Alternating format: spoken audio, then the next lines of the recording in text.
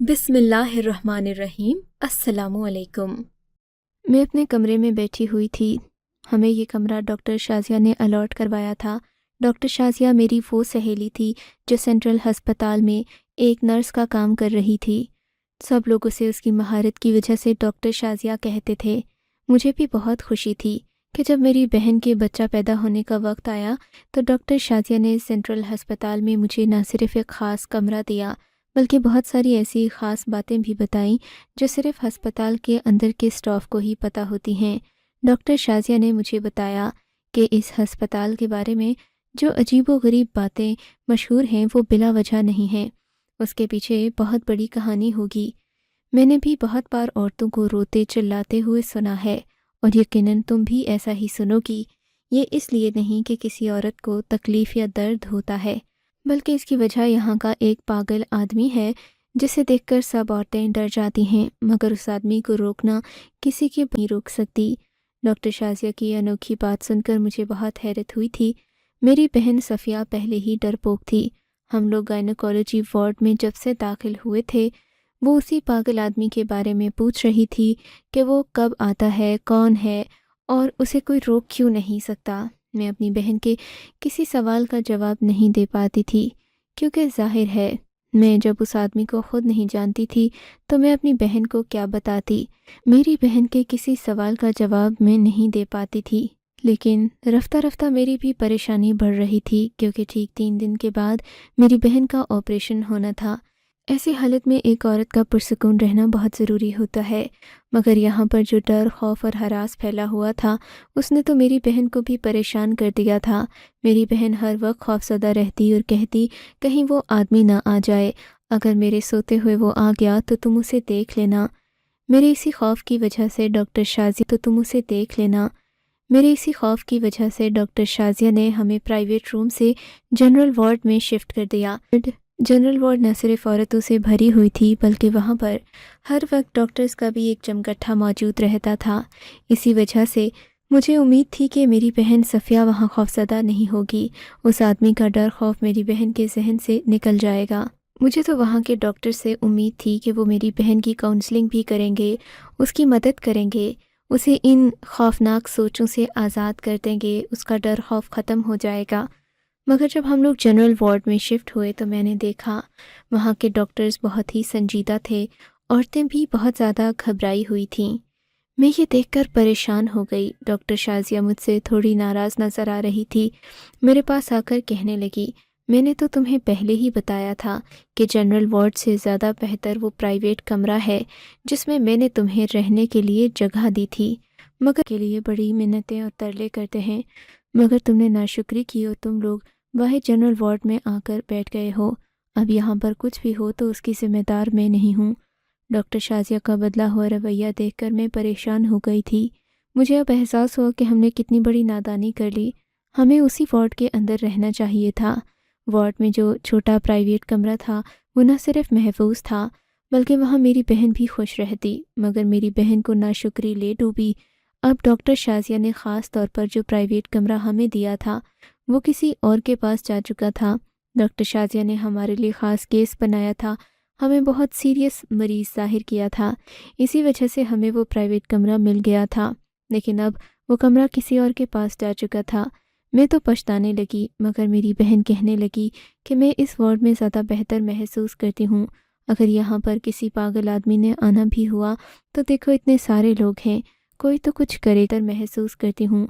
अगर यहाँ पर किसी पागल आदमी ने आना भी हुआ तो देखो इतने सारे लोग हैं, कोई तो कुछ करेगा। सब लोग यूं ही बेबसी से बैठे देखते तो नहीं रहेंगे। अगर प्राइवेट कमरे में ऐसा कुछ हो जाता तो हम लोग कहाँ जाते। 2 अकेली औरतें कर ही क्या सकती हैं। और वैसे भी वार्ड के उस आखिरी कमरे में क्या हो जाए हमें क्या पता। सफ़िया की बात भी सही थी, मगर मुझे बहुत अफसोस था। मुझे वो प्राइवेट कमरा ही पसंद था। अभी ये टेंशन ही ख़त्म नहीं हुई थी कि डॉक्टर शाज़िया मेरे पास आई और बोली, तुमने आधा अपना नुकसान तो कर ही लिया है, अब मैं जिस बात से मना करूँगी उससे तुम मना हो जाना। मेरे कमरे में आओ, मैं तुम्हें एक ख़ास बात बताती हूँ। मैं डॉक्टर शाज़िया के पीछे पीछे उसके कमरे में गई। उसने पहले इधर उधर देखा, इस बात को यकीनी बनाया कि कहीं कोई उसे देख न रहा हो। फिर धीरे से मेरी तरफ देखकर बोली, دیکھو یہاں پر بہت کچھ ایسا ہوتا ہے جس کے بارے میں سے ایک یہ ہے کہ یہاں پر موجود عورتیں خوفزدہ نہ ہوں، لیکن چونکہ تم میری سہیلی ہو اور صفیہ تمہاری بہن ہے تو وہ مجھے اپنی بہنوں کی طرح عزیز ہے۔ میں اس کے لیے وہی کر رہی ہوں جو مجھے اپنی بہن کے لیے کرنا تھا۔ صفیہ کو خوفزدہ ہونے سے بچانے کے لیے میں تمہیں ایک اصل تدبیر بتاؤں گی جس پر تم عمل کرنا۔ وہ یہ کہ جب بھی کوئی نرس تمہیں صفیہ کی ڈیلیوری ڈیٹ پوچھنے کے لیے آئے تو اسے 4-5 دن آگے کا وقت بتا دینا، کیونکہ یہ پاگل آدمی جس کے بارے میں تم سن چکی ہو یہ اسی عورت کے کمرے میں جاتا ہے جس کا اگلے دن بچہ پیدا ہونا ہوتا ہے۔ اس لیے اگر تم اسے غلط تاریخ بتاؤ گی تو پھر وہ ظاہر ہے اسی دن آئے گا جس دن تم نے اسے آنے کا کہا ہوگا۔ میں یہ بات سن کر حیران ہو گئی۔ شازیہ تم پاگل تو نہیں ہو گئی؟ میں اس پاگل آدمی سے بات ہی کیوں کروں گی؟ میں نے تو اس سے بات بھی نہیں کرنی۔ رہی بات اسے بتانے کی تو اسے کون بتائے گا کہ میری بہن کا بچہ کب پیدا ہونے رہی بات اسے بتانے کی تو اسے کون بتائے گا کہ میری بہن کا بچہ کب پیدا ہونے والا ہے؟ دیکھو تم میری بات کو سمجھ نہیں رہی ہو۔ وہ پاگل آدمی تو تم سے یہ نہیں پوچھے گا کہ تمہاری بہن کا بچہ کب پیدا ہوگا، بلکہ پوچھنے کے لیے ایک نرس آئے گی۔ اسی نرس کے ساتھ تم اگر جھوٹ بول دو گی تو بات اس تک بھی پہنچ جائے گی۔ کیا مطلب ہے؟ تم تو کہتی تھیں کہ وہ پاگل آدمی ہسپتال میں عورتوں کو ڈراتا دھمکاتا ہے، تو پھر ایک نرس اسے جا کر یہ بات کیوں بتائے گی؟ اور اگر وہ پاگل ہے تو اسے کیسے پتہ چلتا ہے کہ اسے کس عورت کے کمرے میں جانا ہے؟ تم تو مجھے ڈرا رہی ہو۔ مجھے یہ ساری کہانی ہی عجیب لگ رہی ہے۔ میں شازیہ پر غصہ ہو گئی تو وہ کہنے لگی، یہ بات نہیں ہے، میں جو کہتی ہوں تمہیں اس پر یقین کرنا ہوگا، کیونکہ ابھی تمہاری بہن کی ڈیلیوری میں 2 سے 2.5 دن رہ گئے ہیں اور ایسے میں تم ہسپتال بھی نہیں بدل سکتی۔ تم بس اسی پر دھیان دو جو تمہیں میں نے کہا ہے۔ اگر تم ہر بات کے اندر سے کا علاج بہت مشکل ہو جائے گا۔ یہاں پر تو سب کچھ بہت کم پیسوں میں ہو رہا ہے۔ تمہاری بہن کا آپریشن ہو یا پھر کوئی بھی بات، ہم یہاں پر تمہیں سستی دوائیاں بھی دیں گے۔ سو جو میں کہہ رہی ہوں جتنا کہتی ہوں اتنا ہی کرو۔ شازیہ کی بات بھی صحیح تھی۔ میں تو اس ہسپتال میں سستی دوائیوں اور سستے علاج کی وجہ سے آئی تھی۔ پھر شازیہ کی جان پہچان نے مجھے بہت زیادہ حوصلہ دے دیا تھا، مگر اس پاگل والی بات نے مجھے پریشان کر دیا تھا، پریشان خوشی سے زیادہ کر دیا تھا، کیونکہ مجھے یہاں شازیہ کے ہونے سے جتنا سکون تھا اتنی ہی بے سکونی اس پاگل آدمی کی وجہ سے تھی جس کے بارے میں مشہور تھا کہ وہ حاملہ عورتوں کے کمرے میں آ جاتا ہے۔ بڑی عجیب سی بات تھی، اور یہ بات سمجھ میں نہیں آتی تھی کہ اگر وہ پاگل ہے تو اسے یہ ساری معلومات دیتا کون ہے۔ جب میں شازیہ کے کمرے سے نکلی تو میرے ذہن میں ہزاروں سوال تھے۔ صفیہ کے لیے بھی بہت باتیں سوچ رہی تھی، مگر میں کچھ کر نہیں سکتی تھی کیونکہ صفیہ کو لے کر یہاں سے جانا مشکل تھا۔ ہم تو یتیم بہنیں تھیں، ہمارے ساتھ اور کوئی سہارا بھی نہیں تھا۔ اس وقت مجھے سب سے بڑا سہارا اپنی سہیلی شازیہ ہی کا تھا۔ شازیہ نہ ہوتی تو میرے لیے یہاں پر داخلہ کرنا بھی بڑا مشکل تھا۔ خیر میں واپس آئی تو یہ دیکھ کر حیران رہ گئی کہ صفیہ کے بیڈ کے پاس ایک نرس کھڑی تھی۔ نرس کی شکل ہی چونچ جیسی تیز لگ رہی تھی۔ اسے دیکھ کر مجھے بہت برا لگا۔ میں فوراً سے اپنی بہن کے پاس گئی اور پوچھا کہ یہ تم سے کیا پوچھ رہی تھی صفیہ؟ صفیہ نے میری طرف دیکھ کر لاپرواہی سے جواب دیا، کچھ نہیں، بس وہی سوال جواب کر رہی تھی۔ کیسے سوال جواب صفیہ؟ میں نے دھڑکتے دل کے ساتھ پوچھا تھا۔ وہی جو نرسیں پوچھتی رہتی ہیں کہ بچہ کب ہے، ڈیلیوری کی تاریخ کیا ہے، وقت کیا ہے، وغیرہ وغیرہ۔ صفیہ کے منہ سے یہ بات سن کر میرے قدموں تلے سے زمین نکل گئی۔ صفیہ تم پاگل تو نہیں ہو گئی؟ تمہیں اسے یہ سب بتانے کی کیا ضرورت تھی؟ کیا بتا دیا تم نے؟ ہاں تو اور کیا کرتی؟ وہ مجھ سے پوچھ رہی تھی، اتنا اصرار کر رہی تھی تو کیوں نہ بتاتی میں؟ ہسپتال میں یہ بات تو سبھی کو پتہ ہوتی ہے۔ تمہیں کیا لگتا ہے صرف تمہیں پتہ ہے کہ ہمارا بچہ کس دن پیدا ہوگا؟ صفیہ کی بات سن کر میں نے اپنا سر پیٹ لیا۔ نہیں صفیہ، ایسی بات نہیں ہے کہ صرف مجھے پتہ ہے۔ بات یہ ہے کہ تمہیں اس سب کچھ چھپانا تھا۔ اگر تم چھپا نہیں سکی تو جانتی ہو ہمارے ساتھ کیا ہو سکتا ہے۔ خامخواہ مجھے ڈرایا نہیں کرو، میں پہلے ہی بہت پریشان ہوں اس پاگل آدمی کی وجہ سے۔ صفیہ کی بات سن کر میں چپ ہو گئی تھی کیونکہ میں اب اسے مزید وہم میں نہیں ڈالنا چاہتی تھی۔ اگر میں ایسا کر لیتی تو شاید وہ پریشانی سے پہلے ہی بیمار ہو جاتی۔ میرے دل میں بہت ساری باتیں تھیں۔ اب مجھے اپنی بہن کی حفاظت خود کرنا تھی، مگر یہ میں کیسے کر سکتی تھی؟ کیا میں وارڈ کی دوسری عورتوں سے بات کروں؟ دل میں ہزاروں خیال ہونے کے باوجود بھی میں ایسا کچھ کر نہیں سکتی تھی، کیونکہ یہاں پر میری سہیلی ڈاکٹر شازیہ کی شہرت قبض مہمان بن کر آئی تھی، تو ظاہر ہے اس کی عزت پر آنچ نہیں آنے دینا چاہتی تھی۔ ڈاکٹر شازیہ نے مجھے باور کرایا تھا کہ تم کسی سے ذکر نہیں کرنا کہ تمہیں اس پاگل آدمی والی بات پتہ ہے۔ رات کے 12 بجے تھے، میری بہن آرام سے سو رہی تھی کہ وارڈ میں ایک بھاری قدموں کی آواز سنائی دی۔ میں نے پریشان ہو کر باہر دروازے کی طرف دیکھا تو میری جان نکل گئی۔ بکھرے بالوں اور عجیب سی چال ڈھال والا ایک آدمی وہاں کھڑا تھا۔ میں سمجھ گئی تھی کہ یہ کون ہے۔ اس آدمی کے اندر آنے کے امکانات بھی زیادہ ہی تھے، کیونکہ وہ وارڈ کے دروازے کی طرف آ رہا تھا۔ اسے دیکھ کر تو جیسے میرا دل دھڑکنا بند ہو گیا تھا۔ اس کا حلیہ اتنا خوفناک تھا، اس کی چال اتنی عجیب تھی کہ دیکھ کر کوئی بھی انسان ڈر جائے۔ وہ اپنا سر گھماتا ہوا گائنی وارڈ میں داخل ہو گیا۔ میں اسے دیکھ کر پریشان تھی، مگر میں اپنی جگہ سے ہلی نہیں۔ پھر اس نے زوردار طریقے سے دروازہ کھولا۔ جب وہ اندر داخل ہوا تو دیدے پھاڑ پھاڑ کر وارڈ کی چاروں طرف دیکھنے لگا۔ میں تو اس کی نظروں سے نظریں بھی نہیں ملا پا رہی تھی۔ وہ اس قدر خوفناک آدمی تھا کہ اچھی خاصی عورت بھی اسے دیکھ کر ڈر جائے۔ وہ سب عورتوں کو غور سے دیکھ رہا تھا۔ اس کی آواز بھی کسی درندے کے جیسی تھی۔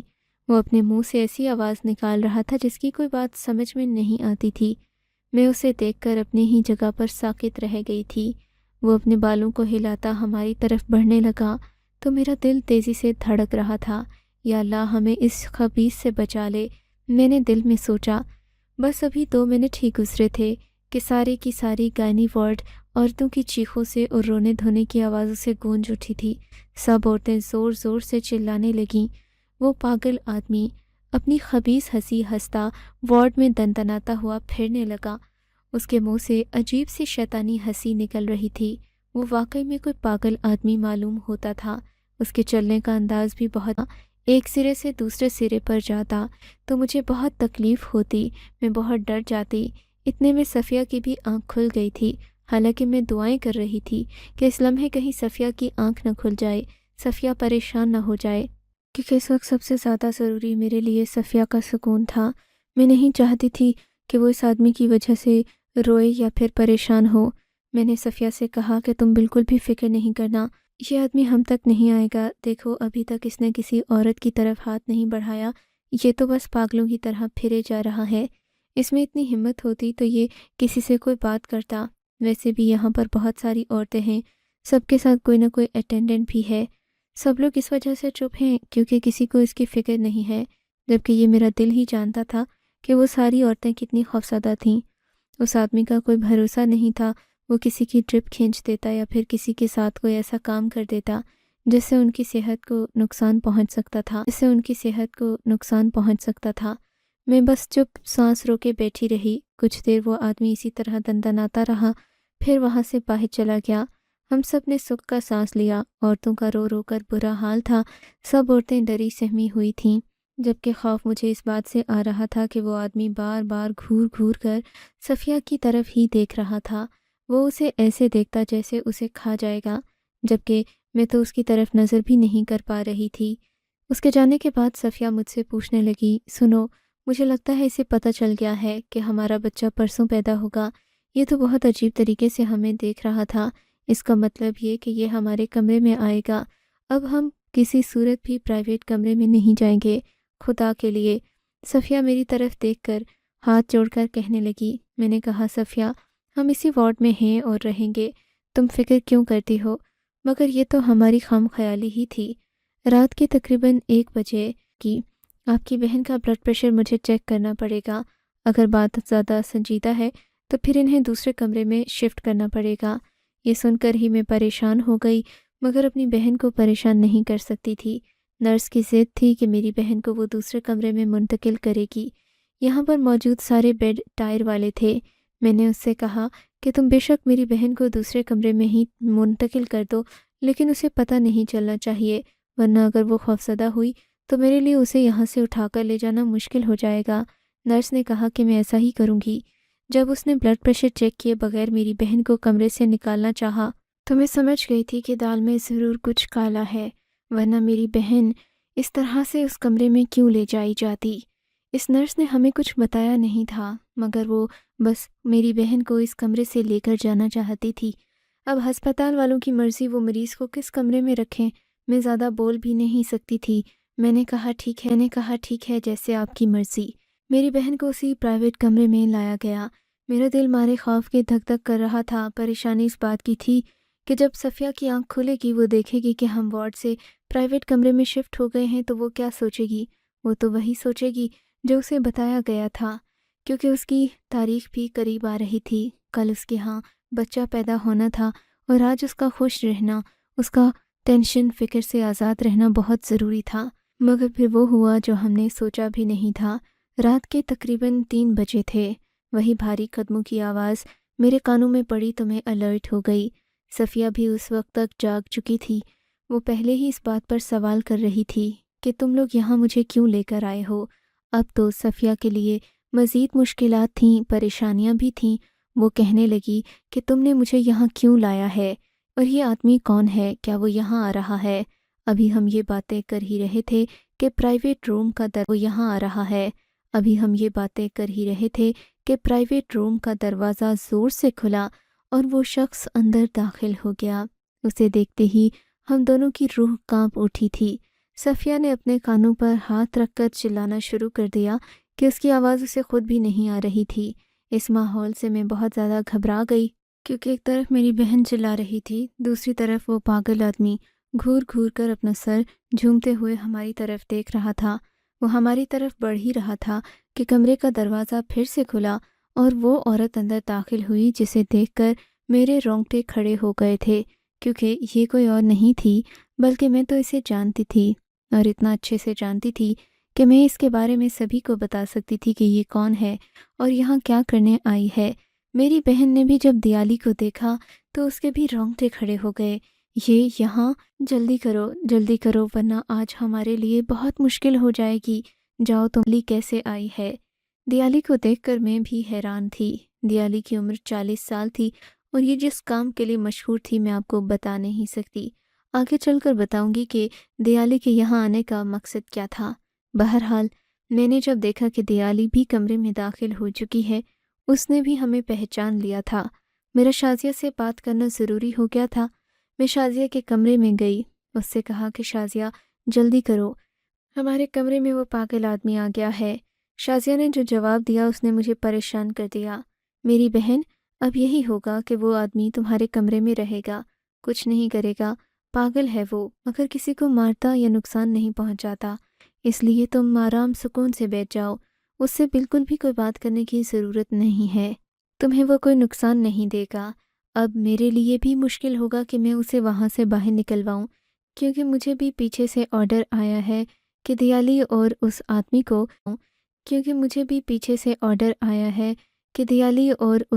کو کسی بھی کمرے میں جانے سے منع نہیں کرنا۔ اب تم مجھ سے امید مت رکھو کہ میں تمہارا ساتھ دوں گی۔ شازیہ کی بات سن کر مجھے بہت دکھ ہوا تھا۔